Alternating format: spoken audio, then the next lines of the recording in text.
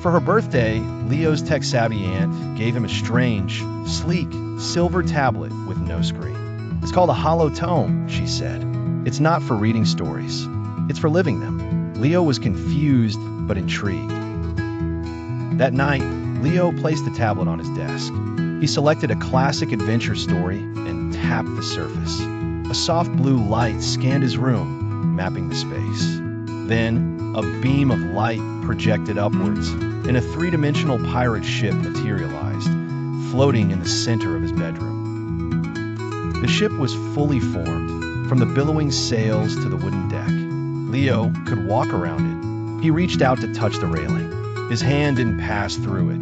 He felt a gentle, tactile buzz, a sensation of a grain created by focused ultrasonic waves. The holographic captain turned and looked directly at Leo. "You there, sailor? We need to plot a course to the treasure island. Will you help?" Leo, his heart pounding with excitement, nodded.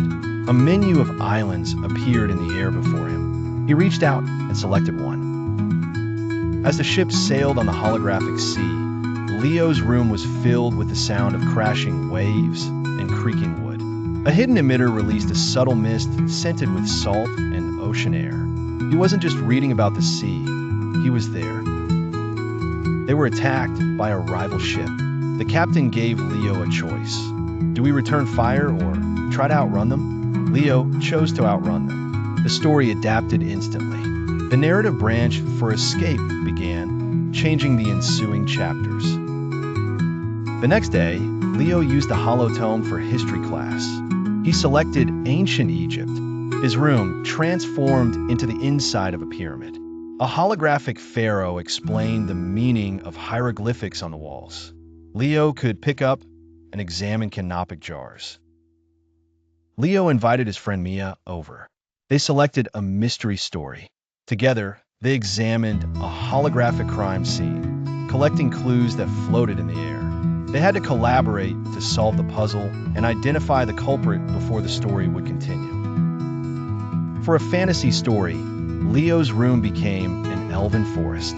Glowing fairies flitted around his head, and a wise old tree spirit spoke in a rumbling voice. When a dragon appeared, its roar vibrated through the floor, and the air grew warm from its fiery breath. Leo discovered a create mode. He could build his own stories. He designed a character, programmed its dialogue, and mapped out a world. He made a story for his little sister, projecting a dancing unicorn that pranced around her room. He sent a story he created to his grandparents far away. Their own Holo Tome downloaded it. That night, even though they were miles apart, they all experienced the same story together in their own living rooms, their devices synced perfectly. The technology wasn't just for fun. Architects used it to walk clients through building designs before they were built. Doctors practiced complex surgeries on holographic patients. The line between information and experience was blurring. Sometimes, the stories were so immersive Leo forgot his surroundings. He once tripped over his real desk while dodging a holographic laser beam. The Holo Tome learned, and after that, it always kept his real furniture visible as faint, ghostly outlines for safety. He connected to the global holographic library. He could download any story from any culture in any time period and experience it firsthand. He learned about Japanese samurai by training with one, and about space by walking on a holographic Mars. The stories never had to truly end. He could revisit his favorite chapters, make different choices, and explore alternative endings. His favorite book became a place he could return to, like a favorite vacation spot. Leo looked at his old paper books on a shelf. He still loved them, but the Holo Tome wasn't a replacement. It was a new chapter in a very old human tradition.